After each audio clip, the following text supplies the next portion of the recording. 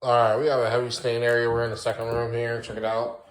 This is like a red stain. As you can see, it popped up with a bunch of whiteness. That's a reaction with our solution with the peroxide that's in there. Someone else tried to clean it with something. So we're going to go ahead and use the pad to get it up. We actually switched pads. We went from a natural fiber to this is called a Galaxy Moon pad. It has some hog hair mixed into it. So it's a more aggressive scrub on the floor to help us tackle the first room that we were in. So we're going to go over this area here.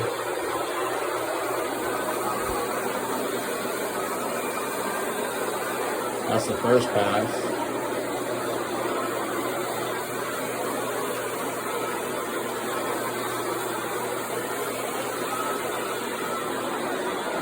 Yeah, completely gone.